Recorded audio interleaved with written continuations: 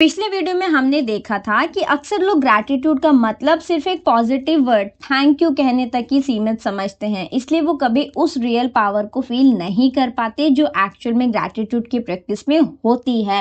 और यूट्यूब पर भी आपने कभी ना कभी जरूर से देखा होगा कि हर एक दूसरा कोच ग्रैटिट्यूड की प्रैक्टिस के लिए कहता है, वो कहते हैं कि ग्रैटिट्यूड जर्नल मेंटेन करो, उसमें डेली ग्रैटिट्यूड लिखो, डेली 5 चीजें लिखो, डेली 10 चीजें लिखो। पर सच बताऊं वो कहीं ना कहीं सिर्फ सरफेस लेवल की हैबिट बन के रह जाती है। लोग ग्रैटिट्यूड जर्नल बनाना स्टार्ट करते हैं, 2-3 दिन तक लिखते हैं और फिर कुछ ही टाइम में उससे बोर हो जाते हैं, या फिर वही उनकी लाइफ में चीजें रिपीट होने लगती हैं, वही 5-10 चीजें कॉपी पेस्ट होती रहती हैं और बोर होकर के वो उस चीज को छोड़ देते हैं। तो यहाँ पर क्वेश्चन आ जाता है कि ग्रैटिट्यूड जर्नल को कैसे लिखें या कैसे मेंटेन करें जो वो आपके लिए एक्चुअली में काम करे, और कैसे उस हैबिट को बनाएं कि वो लाइफ टाइम तक आप उसकी प्रैक्टिस कर पाओ, वो एक आपका इनकम्प्लीट अटेम्प्ट ही ना बनकर रह जाए। राइट, तो आज हम इसी सॉल्यूशन के बारे में बात करने वाले हैं। इस वीडियो में हम लोग बात करेंगे ग्रैटिट्यूड जर्नल के 3 लेवल्स के बारे में जो आपकी राइटिंग को एक ऑर्डिनरी हैबिट से निकालकर एनर्जेटिक शिफ्ट में बदल सकती है। राइट, अगर आप चाहते हैं कि आपका ग्रैटिट्यूड जर्नल सिर्फ एक नोटबुक ना रहे बल्कि एक एनर्जेटिक टूल बन जाए जो आपके मैनिफेस्टेशन प्रोसेस को फास्ट करे, तो वीडियो को एंड तक जरूर से देखिएगा। अच्छा हाँ, एक चीज मैं क्लियर करना चाहूंगी कि ये जो है वो सिर्फ उन लोगों के लिए होने वाला है जिनको लिखना पसंद है। राइट, अगर आपको लिखना पसंद नहीं है ना, लेकिन आप सिर्फ इसीलिए ग्रैटिट्यूड जर्नल अपना लिखना चाहते हैं या मेंटेन करना चाहते हैं क्योंकि आपने कहीं ना कहीं सुना है कि ग्रैटिट्यूड जर्नल से आपकी डिजायर्स मैनिफेस्ट होती हैं, तो एक्चुअल में ये आपके लिए काम नहीं करेगा। सच बोल रही हूँ, ये आपके लिए 100% वर्क नहीं करेगा, क्योंकि अब्राहम हिक्स कहते हैं कि यूनिवर्स आपके इमोशंस को सुनता है, जबरदस्ती के लिखे गए या फिर बोले गए शब्दों को नहीं। राइट, तो अगर आप लिखने वाले इंसान नहीं हैं तो डोंट वरी, टेंशन की कोई बात नहीं है। नेक्स्ट वीडियो आप ही के लिए आएगी जिसमें मैं आपके साथ शेयर करूंगी कि बिना लिखे भी आप लोग कैसे ग्रैटिट्यूड की प्रैक्टिस को अपनी लाइफ में एड ऑन कर सकते हैं। आज का वीडियो है लिखने वाले लोगों के लिए, यानी कि ग्रैटिट्यूड जर्नल के बारे में। तो चलिए स्टार्ट करते हैं। नमस्ते दोस्तों, कैसे हो आप सभी लोग? आई होप आप सभी अपनी अपनी लाइफ में एकदम हस्त मस्त और स्वस्थ होंगे।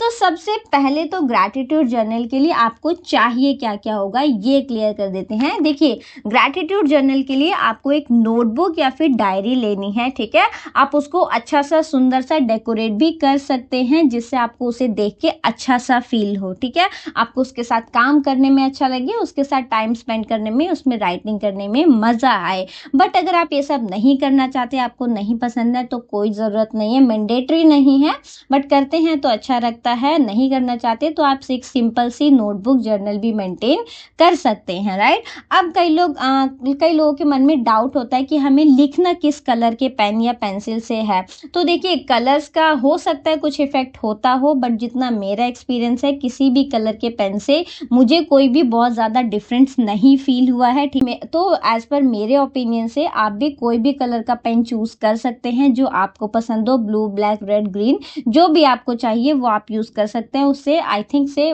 कोई फर्क नहीं पड़ता। ठीक है, तो चलिए अब हम आ जाते हैं ग्रैटिट्यूड जर्नल के लेवल्स के बारे में। तो सबसे पहला लेवल आता है सरफेस लेवल, यानी कि सरफेस लेवल का ग्रैटिट्यूड। इसमें हम लोग लिखते हैं अपनी फैमिली के बारे में, अपने घर के बारे में, अपने खाने के बारे में, अपनी बॉडी के बारे में। जैसे कि I am grateful for my family, I am grateful for my home जिसमें मैं रहती हूँ या रहता हूँ, जो मुझे सेफ फील कराती है। Right, I am grateful for my food जो मुझे एनर्जी देती है, मुझे डेली फ्रेश फूड मिलता है, मैं अपने फूड के लिए बहुत ज़्यादा ग्रेटफुल हूँ। या फिर I am grateful for my gadgets जिससे मेरी लाइफ जो है वो बहुत ज़्यादा ईजी हो गई है। इस टाइप के चीज़ों के बारे में जब हम ग्रैटिट्यूड लिखते हैं तो वो हमारा सरफेस लेवल का ग्रैटिट्यूड होता है। राइट, ये जो है ना, ये ग्रैटिट्यूड का स्टार्टिंग पॉइंट होता है। लेकिन अगर आप यहीं पर रुक गए तो वाइब्रेशन शिफ्ट होना थोड़ा सा मुश्किल हो जाता है। क्यों? क्योंकि ये सिर्फ माइंड से लिखा गई चीजें होती हैं। राइट, इसको ना हम दिल से महसूस नहीं कर पाते कई बार। क्यों? क्योंकि ये सब चीजें हम लोग डेली देख रहे होते हैं, डेली इन चीजों को कंज्यूम कर रहे होते हैं, तो ये सब चीजें हमारे लिए ना बहुत ज्यादा कैजुअल हो जाती हैं, या फिर हम इनको ना फॉर ग्रांटेड ले लेते हैं और बहुत ज्यादा ग्रैटिट्यूड हम इनके लिए लिए फील नहीं कर पाते हैं, राइट। अब जिस इंसान को डेली 3 टाइम का खाना मिलता है वो उसके लिए बहुत ज़्यादा ग्रैटिट्यूड नहीं फील कर पाता। करना चाहिए, 100% ट्रू है, बट फील नहीं कर पाता। वहीं अगर कोई इंसान फूड के लिए स्ट्रगल कर रहा हो तो उसके लिए वो एक बहुत ज़्यादा बड़ी चीज़ हो जाती है, राइट। बट क्योंकि ऐसी चीज़ें जिनको हम लोग नॉर्मली अपने डे टू डे लाइफ में देख रहे हैं, यूज़ कर रहे हैं, वो हमारे लिए बहुत ज़्यादा मतलब कि हम उनके लिए बहुत ज़्यादा ग्रेटफुल फील नहीं कर पाते। बट यस, हम इनको ग्रैटिट्यूड जर्नल में इंक्लूड करते हैं और करना भी चाहिए। ये हमारा ग्रैटिट्यूड का लेवल 1 होता है, जहां पर हम सरफेस लेवल पर ग्रैटिट्यूड की प्रैक्टिस करते हैं, राइट। अब्राहम हिक्स कहते हैं कि आप क्या लिखते हो उससे ज़्यादा मैटर करता है कि आप क्या महसूस करते हो, और यहीं पर आता है ग्रैटिट्यूड का लेवल 2। यहाँ पर हम लोग जो है इमोशनली ग्रैटिट्यूड प्रैक्टिस करते हैं, जिसमें हम फील करते हैं। इस लेवल पर हम लिखते हैं उन चीज़ों के बारे में जिनको हम फील भी कर सकते हैं, जैसे कि आपके घर में आपकी छोटी बेबीज हैं, उन्होंने आपको देख के स्माइल किया जिससे आपका मन बहुत अच्छा हुआ, राइट। इसके लिए आप लिख सकते हैं I am very grateful for my baby, जिसकी स्माइल से मेरा दिन शुरू हुआ, जिसको देख करके मुझे बहुत अच्छा लगा, right. I am very grateful for the sunlight, जो मेरी बॉडी को टच कर रही है, एक हल्की सी गर्माहट मुझे महसूस हो रही है, राइट। जब भी मैं ऑफिस गई या फिर गया तो वहाँ पर एक चाय वाला आया जिसने मुझे ला करके चाय दिया, उसको पी के मुझे बहुत ज़्यादा अच्छा फील हुआ। दैट मीन्स हमारे जो कंपनी वाले हैं वो हमारी केयर करते हैं, राइट। या फिर इसके अलावा मान लीजिए जब आप मंदिर गए तो वहाँ पर जाके आपको एक बहुत ज़्यादा शांति मिली, आपको बहुत ज़्यादा रिलैक्स फील हुआ, आपको बहुत अच्छा सा लगा, राइट। ये वाली जो लाइन्स है आप इनको लिखते हुए महसूस कर सकते हो। छोटा सा पॉज लेकर के इसको फील करने की कोशिश करो। जब आप फील करते हो ना तभी आपकी वाइब्रेशन शिफ्ट होती है। जब आप किसी चीज़ को अप्रिशिएट करते हो, अप्रिसिएशन महसूस करते हो, तब आप रिसीविंग मोड में आते हो। जैसे जब आप अपने बेबी की स्माइल के बारे में सोच रहे थे तब आपको एक अलग ही सुकून था, राइट, आप उसको फील कर पा रहे थे। या फिर उसके अलावा जब आपने सनलाइट के बारे में सोचा, जब आप पेड़ों के बारे में सोच रहे हो, जब आप पेड़ की छांव के बारे में सोच रहे हो, राइट, तो इस सिचुएशन में आप क्या कर रहे हो, इस सिचुएशन में आप चीज़ों को अप्रिशिएट कर रहे हो, राइट। और अब्राहम हिक्स बोलते हैं कि जो अप्रिसिएशन होता है ना वो एक प्योरेस्ट फॉर्म होता है अलाइनमेंट का। मतलब जब आप अप्रिसिएशन मोड में होते हो, जब आप चीज़ों को अप्रिशिएट कर रहे होते हो, तब आप सबसे ज़्यादा अलाइनमेंट में होते हो, बिना किसी मकसद के कि मैं पेड़ों की छांव को अप्रिशिएट करूँगा तो मेरी जॉब लग जाएगी, या फिर मैं सनलाइट को अप्रिशिएट करूँगा तो मेरा घर आ जाएगा। नहीं, यहाँ पर आप नेचुरली अप्रिसिएशन वाले मोड में होते हो, राइट। और जैसा कि मैंने बताया कि जब हम अप्रिसिएशन की मोड में होते हैं तब हम लोग प्योरली अलाइनमेंट में होते हैं, और alignment is the key of any kind of manifestation, ये हम लोग ऑलरेडी जानते हैं, राइट। अब आते हैं हम लेवल 3 के ऊपर। लेवल 3 का जो ग्रैटिट्यूड हम लोग प्रैक्टिस करते हैं वो होता है फ्यूचर ग्रैटिट्यूड। इसमें हम लोग क्या करते हैं, इसमें हम बिलीव करते हैं और रिसीव करते हैं। बट यहाँ पर एक बात है कि ये लेवल तब काम करता है जब आप प्रेजेंट में अलाइंड फील कर रहे होते हो, राइट। इसमें आप उन चीज़ों के लिए ग्रैटिट्यूड लिखते हो जो आपकी रियलिटी में अभी नहीं है, लेकिन आप इनको इमेजिन कर सकते हो। जैसे कि अगर आपको एक घर चाहिए तो आप कुछ इस तरीके से बोल सकते हो कि I am very grateful for my dream home, जिसमें मैं रह रहा हूँ, मुझे यहाँ पे बहुत अच्छा लग रहा है, इसकी बालकनी बहुत अच्छी है, इसका लाइटिंग बहुत अच्छा है, इसका फर्नीचर बहुत अच्छा है, इसमें रह के मुझे बहुत ही ज़्यादा खुशी मिल रही है, राइट। या फिर इसके अलावा अगर आप फाइनेंशियल फ्रीडम चाहते हैं तो आप बोल सकते हैं I am very thankful for the financial freedom, जिससे मैं अपनी डेली लाइफ को बहुत ज़्यादा इंजॉय कर पा रहा हूँ, मैं अपने वीकेंड्स इंजॉय कर पा रहा हूँ, मैं अपनी फैमिली के साथ नेशनल और इंटरनेशनल ट्रिप्स पे जा पा रहा हूँ, राइट। यहाँ पर हमें लेकिन एक बात का ध्यान रखना होता है कि ये जो ग्रैटिट्यूड होता है ना, ये तभी काम करता है जब आप इमेजिनेशन में इमोशंस डाल सकते हैं। लेकिन अगर आप सिर्फ लिख रहे हो ना इसको बिना महसूस किए, तो ये आपके लिए बिल्कुल भी काम नहीं करने वाला, राइट। अब्राहम हिक्स का ना एक गोल्डन कोट याद रखो कि जो यूनिवर्स है ना वो आपके वाइब्रेशन को रिस्पॉन्ड करता है, आपके वर्ड्स को नहीं। तो इसीलिए जब हम लोग फ्यूचर ग्रैटिट्यूड के बारे में बात करते हैं, यानी कि वो चीज़ों के बारे में ग्रैटिट्यूड करना जो आपके पास अभी नहीं है बट आप कहीं ना कहीं उनकी डिज़ायर रखते हो, तो उस सिचुएशन में आपको बिलीव करना और आपको इमोशनली फील करना बहुत ज़्यादा ज़रूरी हो जाता है, राइट। यूट्यूब पर ना इसी चीज़ को ना स्क्रिप्टिंग बोला जाता है, जहाँ पर हमें उन चीज़ों के बारे में ग्रैटिट्यूड लिखना होता है जो हम चाहते हैं बट अभी हमारे पास नहीं है, और ऐसे लिखना है कि जैसे वो ऑलरेडी हमारे पास हैं, यानी कि प्रेजेंट टेंस में। और यूनिवर्स को थैंक यू बोलना है कि यूनिवर्स ने हमें ये सब दिया, मतलब जैसे कि मैंने एग्जांपल में आपको ऑलरेडी बताया कि मुझे घर चाहिए बट अभी नहीं है, बट मैं कुछ इस तरीके से लिखूंगी, थैंक यू सो मच भगवान मेरे ड्रीम होम के लिए जिसमें ब्ला ब्ला ये सारी चीज़ें हैं, राइट। बट यहाँ पर प्रॉब्लम ये हो जाती है कि ये ना काफ़ी हद तक कंफ्यूजिंग हो जाता है लोगों के लिए, क्योंकि मतलब कि ये कुछ इस तरीके से इसको बोला जाता है कि आपको इसको लिखना है जो आपके पास अभी नहीं है, राइट। और लोग इसको फॉलो नहीं कर पाते हैं, क्यों?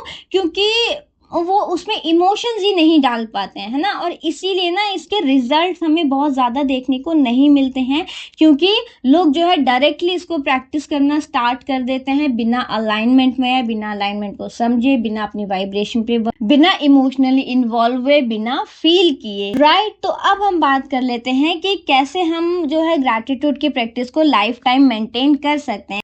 देखो, ग्रैटिट्यूड जर्नल को लाइफ टाइम तक कंटिन्यू करना तभी पॉसिबल होगा जब आप उसको कोई एक फोर्स रिचुअल नहीं ना समझ के कोई एक जॉयफुल अलाइनमेंट टाइम के रूप में देखें, मतलब कि आप इस प्रैक्टिस को इंजॉय करते रहो, तभी आप इसको लाइफ टाइम तक कर सकते हो। एंड उसके लिए कुछ प्रैक्टिकल मैं आपको टिप्स दे सकती हूँ जो शायद आपके काम आ सकते हैं, और वो कुछ इस तरीके से हो जाएगा कि हर दिन ना एक टाइम चूज करो। टाइम ऐसा आपको चूज करना है जो आपके अकॉर्डिंग कंफर्टेबल, जैसे कि सुबह बेड से उठते ही टाइम जब आप फ्रेश हो तब आप ग्रैटिट्यूड जर्नल की प्रैक्टिस कर सकते हो, या फिर जब आप सोने जा रहे हो रात में तब आप ग्रैटिट्यूड जर्नल की प्रैक्टिस करो, जिससे आपका जो फोकस है उन चीज़ों की तरफ जाएगा जो आपके पास ऑलरेडी हैं, जिनको आप अप्रिशिएट कर पा रहे हो, राइट। या फिर आफ्टरनून में अगर आप थोड़ा सा ब्रेक लेना चाहो, थोड़ा सा पॉज लेना चाहो, आप फ्रस्ट्रेट हो चुके हो काम करते करते, तब आप आफ्टरनून में भी इसकी प्रैक्टिस कर सकते हो।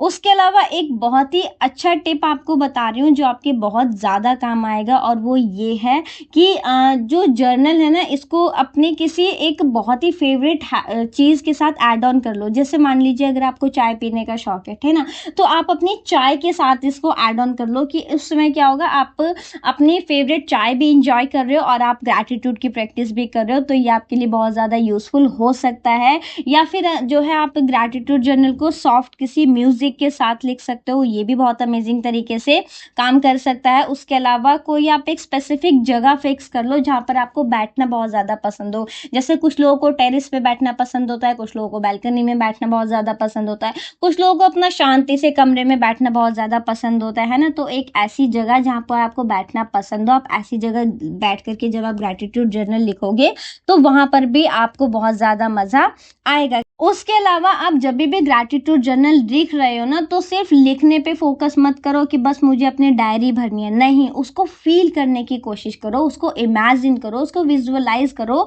और लिखने के बाद ना कुछ सेकंड का पॉज लेकर के आंखें बंद करके उस मोमेंट को जीने की कोशिश करो, राइट। ये इस तरीके से अगर आप प्रैक्टिस करते हो तो आप ग्रैटिट्यूड जर्नल को एंजॉय करोगे, राइट।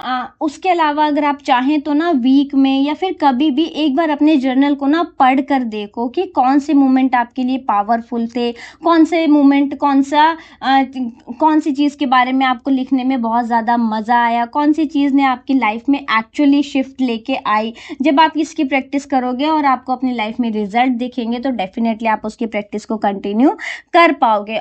और सबसे इम्पॉर्टेंट बात यह है कि अगर कभी भी आपका ग्रैटिट्यूड जर्नल स्किप हो जाए तो गिल्ट में बिल्कुल भी नहीं रहना, गिल्टी फील नहीं करना। देखो, ग्रैटिट्यूड जर्नल या फिर कोई भी प्रोसेस ना कभी भी पनिशमेंट की तरह आपके नहीं लगना चाहिए कि नहीं मेरे लिए सज़ा है, अब तो मुझे इसे डेली करना ही करना है। ऐसा नहीं है, ज़बरदस्ती करने की ज़रूरत नहीं है। अगर किसी दिन नहीं कर पा रहे, मन नहीं कर रहा, या फिर किसी रीज़न से वो स्किप हो गया तो कोई बात नहीं, आप उसको नेक्स्ट डे कंटिन्यू कर सकते हो। हो, ठीक है। देखो, ग्रैटिट्यूड जर्नल एक टूल है आपकी वाइब्रेशन को डेली ट्यून अप करने का, राइट। जैसे एक म्यूजिकल इंस्ट्रूमेंट कैसे ट्यून अप किया जाता है, वैसे ही अपने इमोशनली फ्रीक्वेंसी को ट्यून करने के लिए ग्रैटिट्यूड जर्नल की प्रैक्टिस की जाती है। उसको जबरदस्ती करने की जरूरत नहीं है, ठीक है। तो आज से ग्रैटिट्यूड जर्नल में लिखने से पहले एक डीप ब्रीथ लो, खुद से पूछो कि मैं क्या महसूस कर रही हूँ, ठीक है, इस मोमेंट में, और फिर लिखो। सच्चाई से लिखो, एप्रिसिएशन से लिखो और इंजॉयमेंट के साथ लिखो, ठीक है। और फिर देखो कि कैसे आपका जर्नल आपकी एनर्जी का मिरर बन जाएगा। तो आई होप फ्रेंड्स कि आपको आज की इस वीडियो में क्लियर अप हुआ हो ग्रैटिट्यूड जर्नल के बारे में, और जितना मैं समझती थी, जितनी मेरी नॉलेज है, कुछ मेरी रिसर्च की हुई चीज़ें हैं, कुछ मेरे पर्सनल एक्सपीरियंस के थ्रू मैंने इस पूरे वीडियो को बनाया था। आई होप कि आपको वीडियो अच्छा लगा है। वीडियो कैसा लगा कमेंट सेक्शन में ज़रूर से बताइएगा। उसके अलावा अगर आपके मन में कोई भी डाउट, क्वेरी, क्वेश्चन है तो वो भी आप कमेंट सेक्शन में पूछ सकते हैं। बाकी अगर आपने वीडियो को यहाँ तक देखा है तो आपका दिल से बहुत बहुत धन्यवाद। अब हम मिलेंगे नेक्स्ट वीडियो में, तब तक अपना खूब सारा ध्यान रखिए एंड याद रखिए, we are the beautiful souls. Bye bye.